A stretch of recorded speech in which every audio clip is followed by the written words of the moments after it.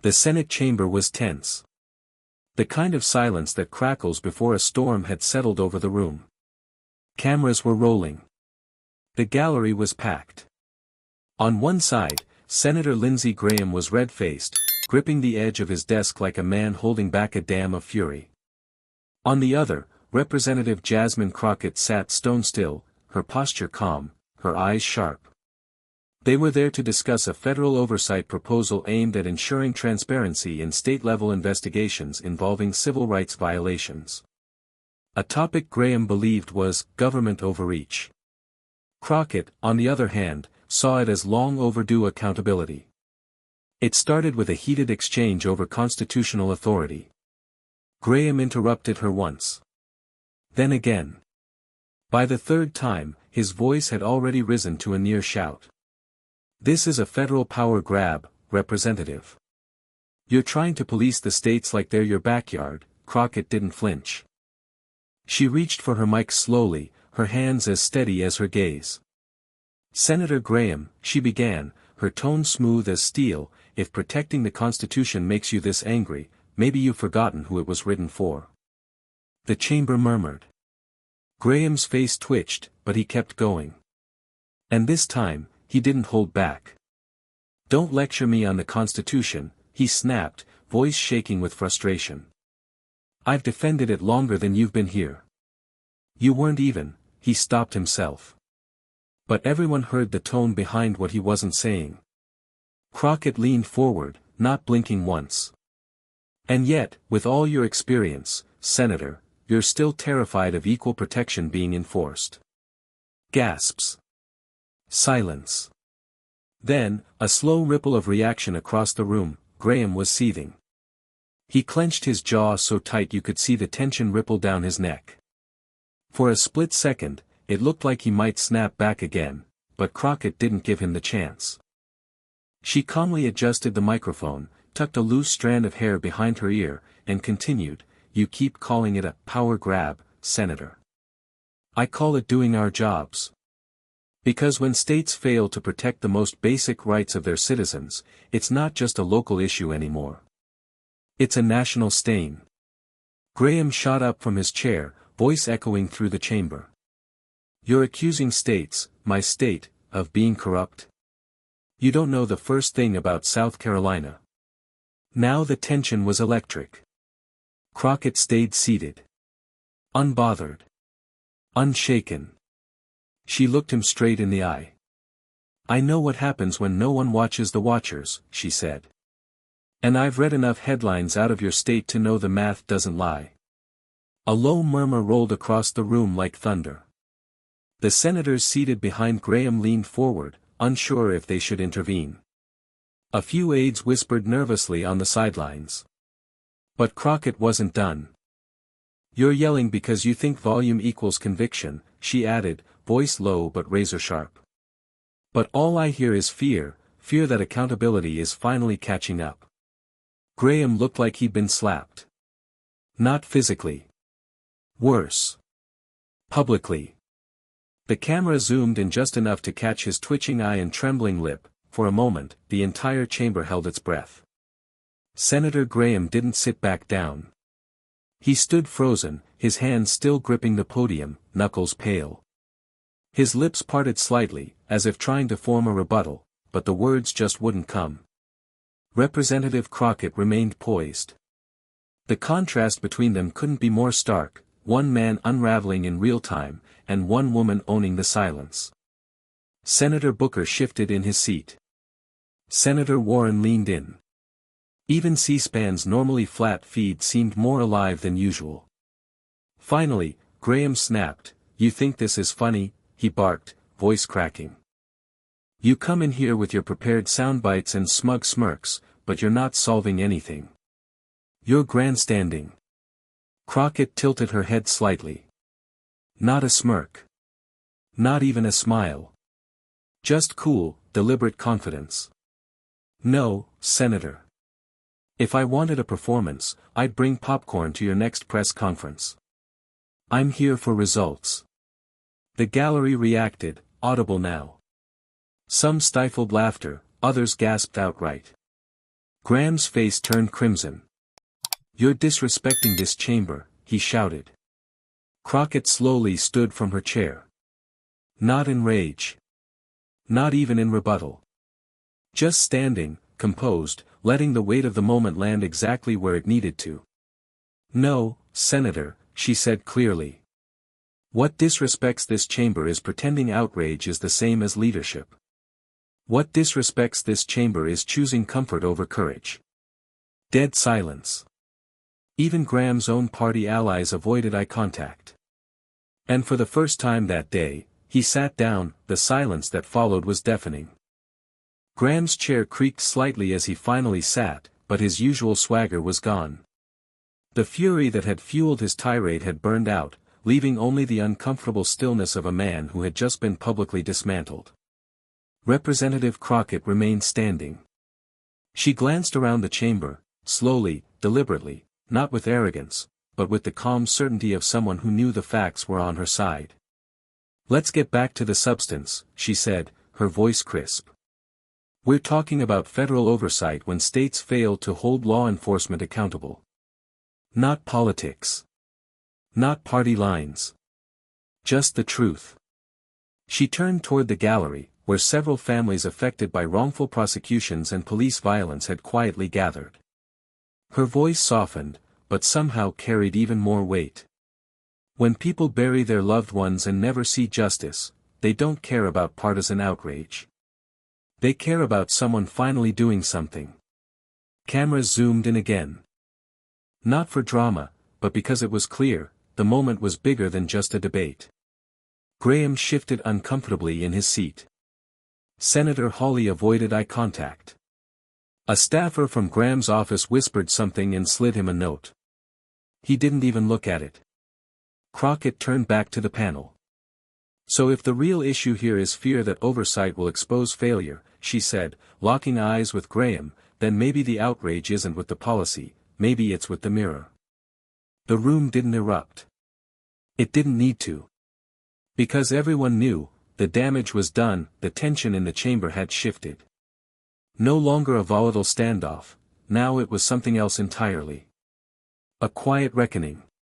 Even the typically stern-faced committee chair paused before moving the hearing forward, as if unsure how to follow what had just unfolded.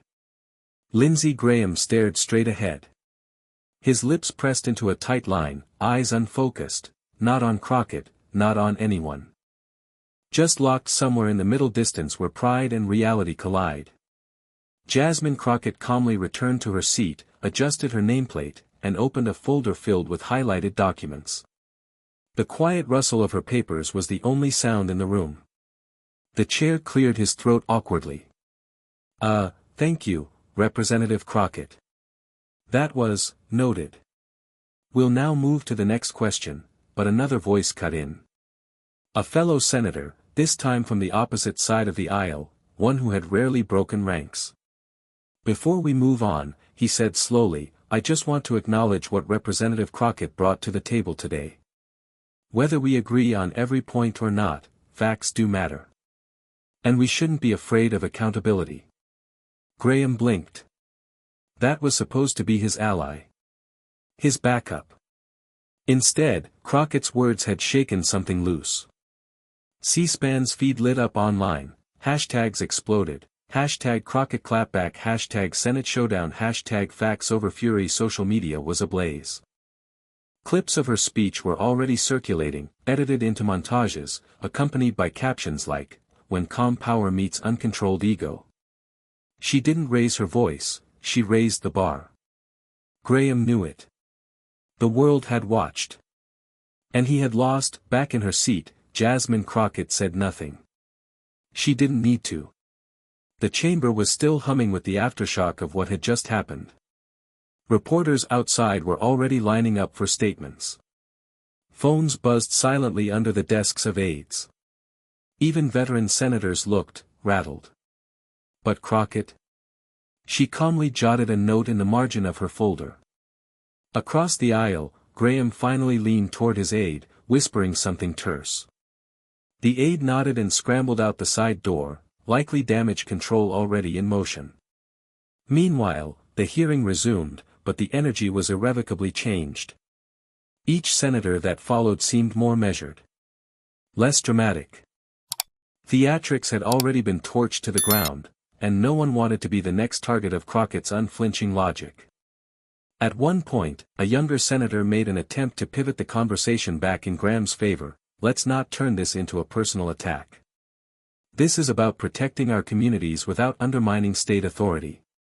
Crockett didn't even look up at first. Then, slowly, she raised her eyes. If protecting communities was the real goal, she said evenly, we wouldn't be arguing about who gets to hide mistakes. We'd be talking about how to prevent them. The chamber fell quiet again. It wasn't rage. It wasn't drama. It was truth, spoken with surgical precision. Senator Graham remained silent. No fiery rebuttal. No second wind. His moment had passed, and everyone in the room knew it. Outside the chamber, the storm was already brewing. News outlets had picked up the clip. Not just political commentators, but everyone. Morning shows. Late-night hosts. Podcasts. Even celebrity accounts were reposting the moment with captions like, "She dismantled him without raising her voice. Calm. Sharp. Unstoppable. This is how you shut down empty rage." Inside, Senator Graham remained stoic, but his body language betrayed the shift, shoulders hunched, arms crossed, lips pursed in a tight line. He'd entered the hearing ready for a political brawl. But instead, he'd walked into a clinic, and Jasmine Crockett had run it with surgical precision. The next senator tried to shift the narrative. "Let's bring this hearing back to a productive place," he said, almost nervously. "We've heard strong words today, but at the end of the day, we all care about justice, don't we?" Crockett responded without delay. "Justice isn't a slogan," she said coolly. "It's accountability, even when it's inconvenient. Especially when it's inconvenient." Another ripple of silence. Even the stenographer glanced up for a second, almost as if taking a breath between the weight of each sentence. Behind Crockett, her staff was flooded with texts and emails. One aide leaned over and whispered, "Trending #1. You've got every camera in DC watching." Crockett nodded once but didn't smile. This wasn't about going viral. It was about the truth, and making sure it echoed louder than any scream ever could. Be why now, the entire atmosphere had changed. What had started as a routine oversight hearing had become a national spectacle, not because of chaos, but because calm had won. Senator Graham, once a dominant voice in the room, now sat silent and slumped. Every attempt he made to reassert himself was swallowed by the weight of his earlier outburst, and Crockett's devastatingly poised rebuttals. Crockett's phone buzzed under the table. Messages from colleagues. Journalists. Civil rights leaders. Even a few surprise names, former skeptics, now offering their praise, all saying the same thing, that was masterful. You exposed more than corruption, you exposed fear. They didn't see you coming. But Crockett kept her eyes on the present. She wasn't done. For those asking why this matters, she continued, voice firm but never raised, let me remind you, the people watching this hearing aren't thinking about re-election. They're thinking about safety. Fairness. Accountability. She gestured toward the back of the chamber, where families sat, quietly gripping photos of loved ones lost to injustice. We don't serve power. We serve them. There it was again. That hush. That heavy, reflective silence that follows truth spoken without apology. Senator Graham tried once more to interject, not with anger this time, but with a shaky attempt at recovery. No one here is against accountability, Representative. But we have to be careful. We can't politicize tragedy. Crockett looked directly at him. Senator, tragedy became political the moment you ignored it. Boom. Another hit. Delivered without fire, only frost. And it cut deeper. The room was still, not out of fear, but out of respect. Even senators who had come in ready to challenge Jasmine Crockett now seemed reluctant to meet her gaze. She had seized the moment, not with anger, not with theatrics, but with clarity and precision no one could deflect. And Senator Graham knew it. He leaned back in his chair, hands folded, no longer looking for the camera. He wasn't driving the narrative anymore. She was. Crockett took a breath and continued, each word carefully measured, yet carrying the weight of a gavel. The people didn't elect us to trade outrage like playing cards, she said. They elected us to protect their rights, their safety, their lives. If that makes some in this chamber uncomfortable, good. That means the message is landing. A few heads nodded. On both sides. The impact was undeniable. This wasn't just a viral moment, it was a turning point. A reminder of what leadership could look like when it wasn't fueled by ego, but by purpose. The committee chair leaned forward awkwardly, attempting to regain control of the session. Representative Crockett, thank you. That concludes your time, she nodded politely and closed her folder.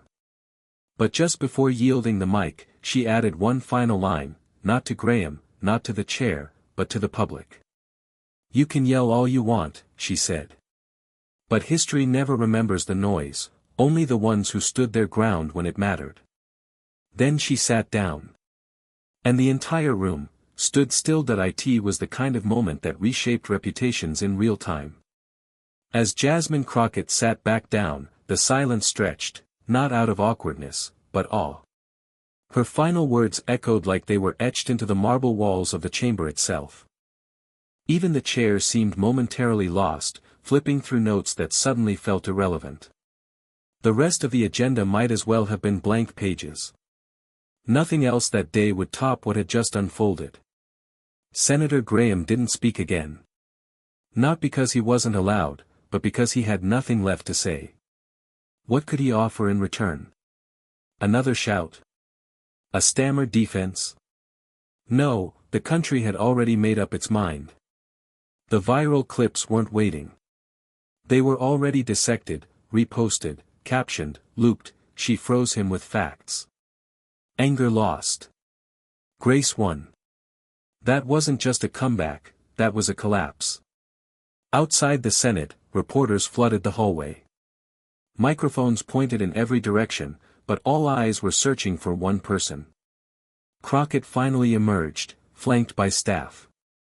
Flashes went off. Questions fired rapidly. Representative Crockett.